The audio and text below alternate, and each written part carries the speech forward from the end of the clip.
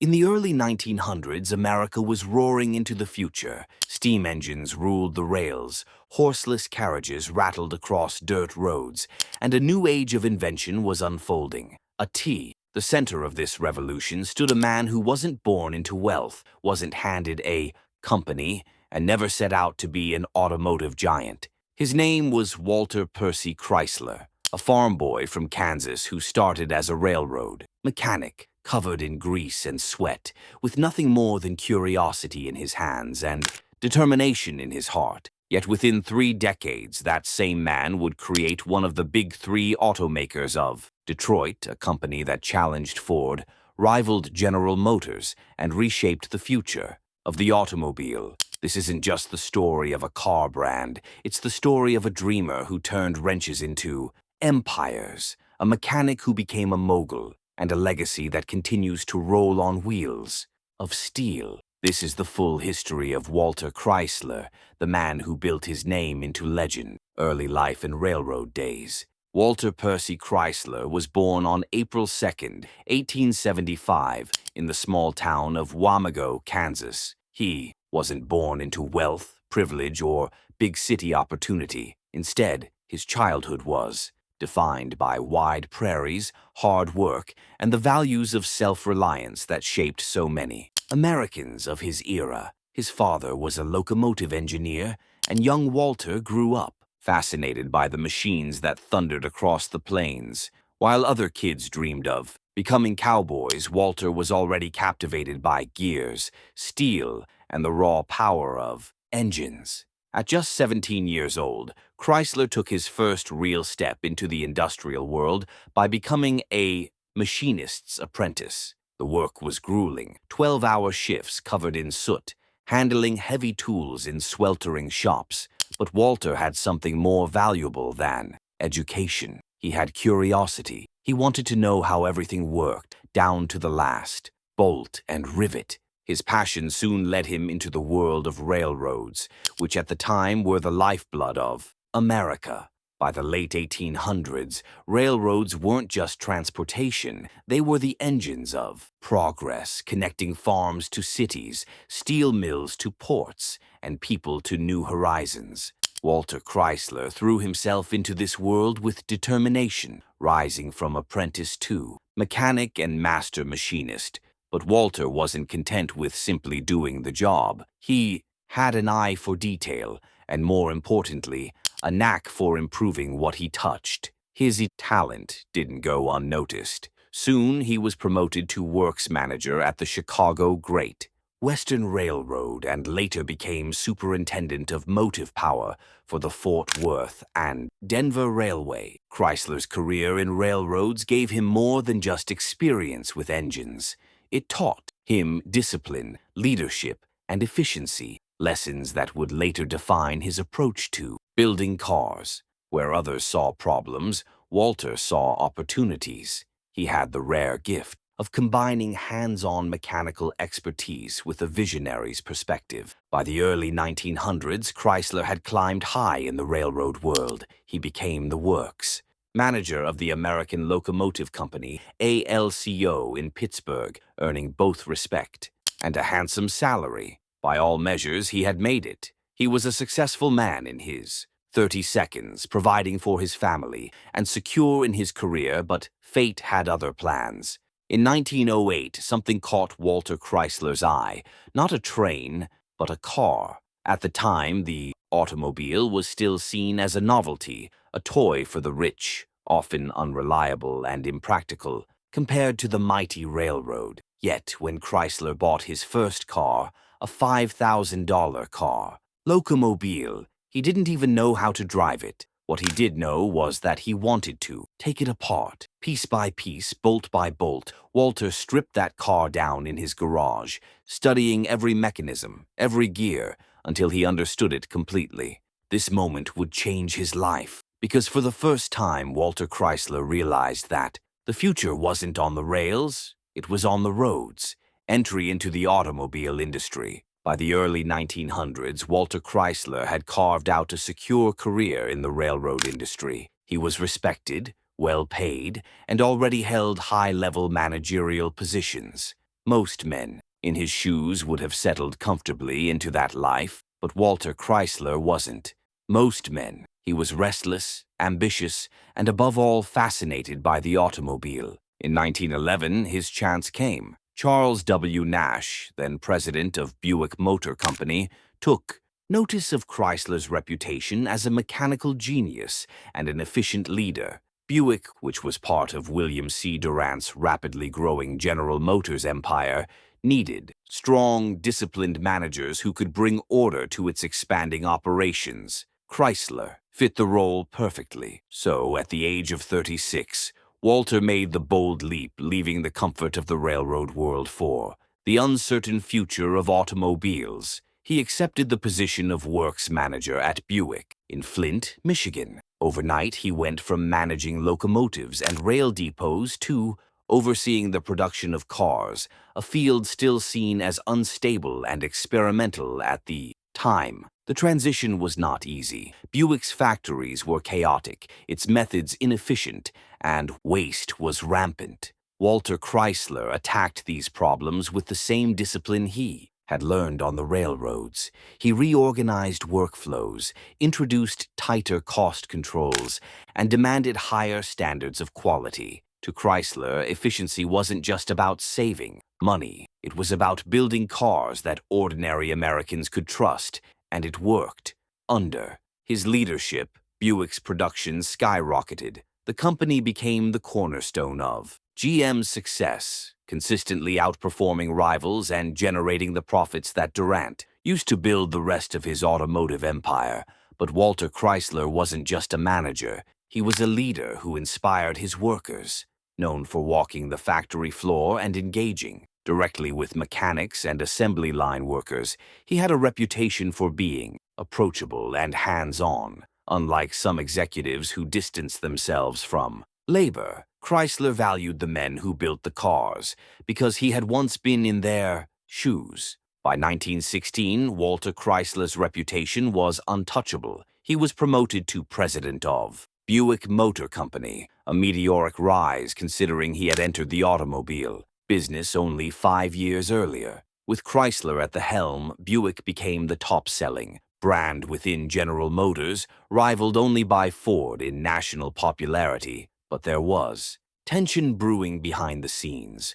Walter Chrysler was a man of independence, and William Durant, GM's founder, was notorious for his aggressive and often chaotic style of business. The two clashed repeatedly, overspending, management, and the future of the company. Chrysler believed in discipline and practicality, while Durant often chased big dreams without worrying about balance sheets. The conflict reached its breaking point in 1919. Chrysler, tired of Durant's constant interference, decided to resign. It was a shocking move. He was walking away from a $500,000 annual salary, an enormous fortune for the time, and one of the most powerful positions in the American auto industry. But Walter Chrysler wasn't driven by money alone. He wanted freedom to shape the automobile industry in his way. His departure from Buick marked the end of one chapter and the beginning of another. Now a wealthy man with a reputation as one of Detroit's greatest industrial leaders, Chrysler began looking for his next challenge, and he would soon find it in the struggling remains of a once proud automaker that most had already written off, saving Maxwell and founding the Chrysler Corporation. After leaving Buick in 1919, Walter Chrysler could have retired in luxury. He was a self-made millionaire, admired across Detroit, and only in his mid-40s. But Chrysler was not the type to sit still. The automobile industry was still young, and he knew opportunity was everywhere if you had the courage to grab it. His first major challenge came with the Maxwell Motor Company, a struggling automaker based in Detroit. Once a respected name, Maxwell had collapsed under poor management, financial chaos, and outdated products. By the early 1920s, the company was essentially bankrupt. Investors brought in Chrysler as a last-ditch effort to save it. Chrysler accepted the role, not because Maxwell was glamorous, but because it was a challenge perfectly suited to him. He thrived on fixing broken systems, Walking into Maxwell's factory, he saw the same waste and inefficiency that had once plagued Buick. But where others saw disaster, Chrysler saw a foundation he could rebuild. He quickly restructured the company. Useless expenses were cut, management was tightened, and most importantly, Chrysler focused on designing better cars. He understood something crucial. You couldn't just sell old technology with a new badge. If Maxwell was going to survive, it needed innovation. That innovation came in 1924, when Chrysler introduced his first car under his own name, the Chrysler 6.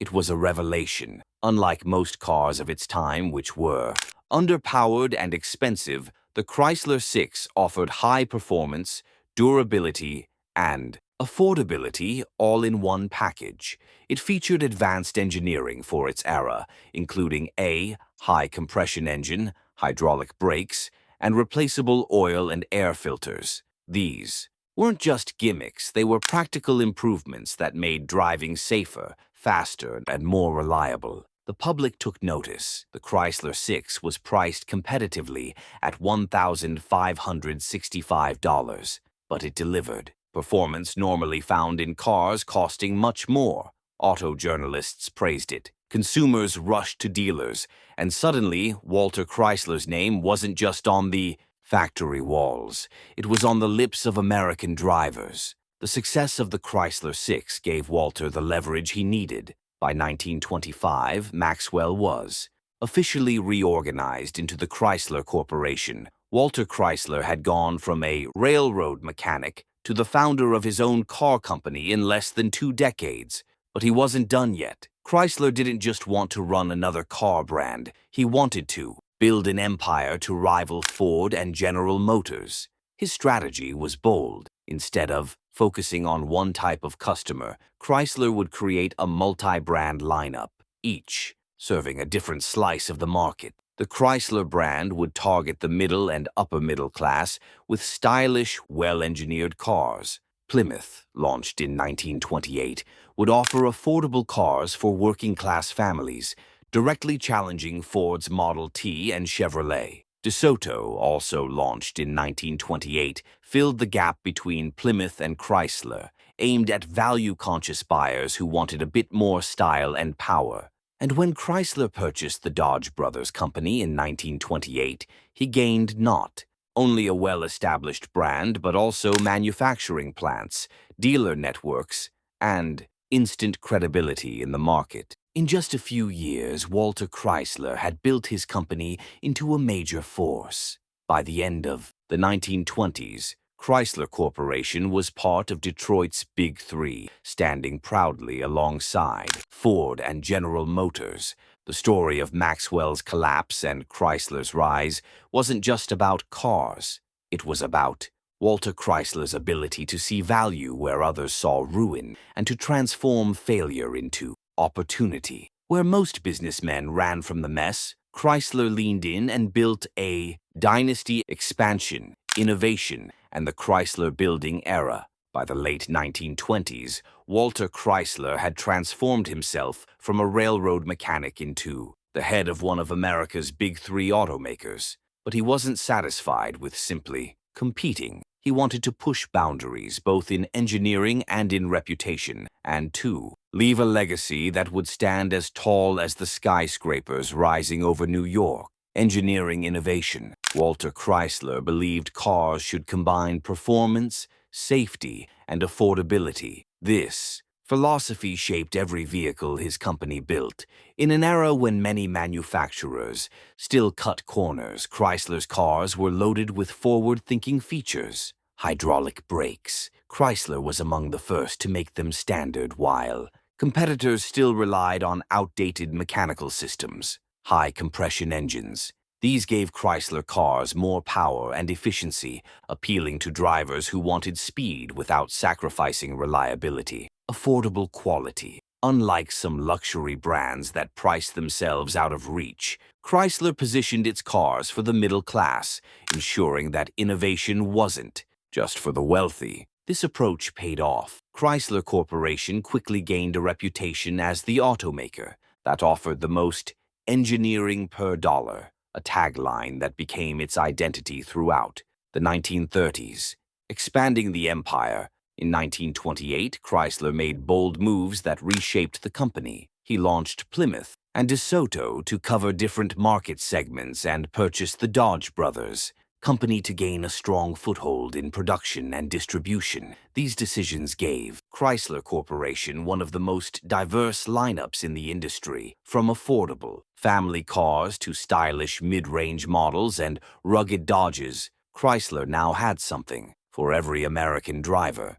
By 1930, Chrysler Corporation had become the third largest automaker in the United States, surpassing even Ford in certain years. For a man who had started as a mechanic, with no formal education, it was a staggering achievement. The Chrysler Building, a monument in steel. But Walter Chrysler's ambitions extended beyond cars. In the heart of New York City, he sought to leave behind a symbol not just for his company, but for himself. The result was the Chrysler Building, completed in 1930. Rising 1,046 feet into the Manhattan skyline, it briefly held the title of the tallest building in the world, a shimmering Art Deco masterpiece with a crown of stainless steel arches that gleamed like the hood ornament of a car. For Walter, the building wasn't just an office tower. It was a monument to progress, speed, and modernity. Unlike many skyscrapers of the era, the Chrysler Building was financed entirely by Walter Chrysler himself. He wanted it to remain a family legacy, not just a corporate asset, and in many ways it symbolized his own journey, bold, innovative, and unapologetically ambitious. Weathering the Great Depression. Of course, the 1930s brought new challenges. The Great Depression devastated the auto industry, wiping out dozens of smaller manufacturers. But Chrysler Corporation survived, thanks to its wide product range and reputation for value. Plymouth became a lifeline, offering affordable cars to families even in the hardest years. Walter Chrysler's leadership during this period showed his resilience. While others cut corners, he doubled down on quality and innovation, ensuring that his company would not only survive but also retain the trust of American buyers. By the mid-1930s, Walter Chrysler was not only a titan of the auto industry, but also one of the most admired business leaders in America. He had built cars, brands, and even skyscrapers that would endure for generations. Later years, retirement, and legacy. By the mid-1930s, Walter Chrysler had achieved more than most men could dream of. From his early days turning wrenches in a Kansas railroad yard to building one of America's greatest car empires, Chrysler had lived the kind of story that embodied the American dream. But no empire is without its struggles, and the later years of Walter Chrysler's life brought both triumphs and trials, health and stepping back. The relentless pace of business had taken its toll on Walter. Decades of hard work, constant travel, and the pressure of running a global company began to wear him down. By 1935, his health had noticeably declined, and he started stepping away from the day-to-day operations of Chrysler Corporation. He appointed a team of trusted executives, many of whom he had personally mentored to carry the company forward. Though he remained as chairman of the board, he no longer involved himself in every technical detail as he once had. Instead, he took on more of a guiding role, offering vision and advice while allowing others to handle the execution. The company after Walter's active years. Even as Walter slowed down, the company he built continued to expand. Plymouth remained a bestseller through the Depression, keeping Chrysler Corporation afloat. Dodge provided rugged, practical vehicles that appealed to working Americans. And Chrysler itself kept innovating with engineering-first cars. By the late 1930s, Chrysler Corporation was firmly entrenched as one of the big three automakers, alongside Ford and General Motors. For Walter, this was the ultimate validation. He had built something that could stand toe-to-toe with giants. Personal struggles. But away from the boardroom, Walter Chrysler faced personal difficulties. His health continued to decline, and he dealt with family challenges that weighed heavily on him. The man who had once been known for his boundless energy and hands-on leadership now lived a quieter, more private life. Still, he found pride in seeing the Chrysler Building, his architectural masterpiece, dominate the New York skyline. Every time its steel crown caught the light, it reminded the world of his ambition and achievement. Walter Chrysler's passing. In 1940, Walter Chrysler passed away at the age of 65. His death marked the end of an era,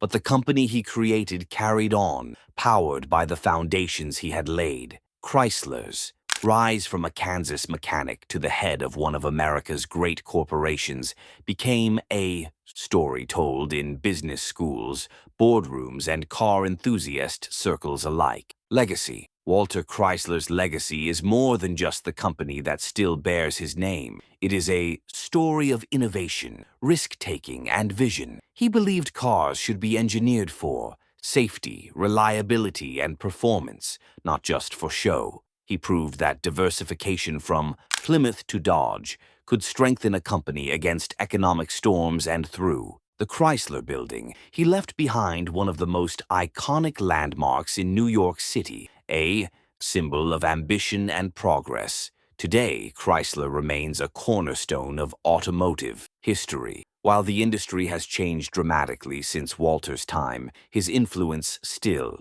echoes in every car that balances performance with practicality, every company that dares to challenge giants, and every entrepreneur who dreams of leaving behind something bigger than themselves. Walter Chrysler wasn't just a car man. He was a builder of machines, of companies, and of legacies that continue to shape the American landscape. If you enjoyed this incredible story, don't forget to hit the like button, share it with your friends, and subscribe to the channel for more epic automotive adventures. Your support keeps these stories alive.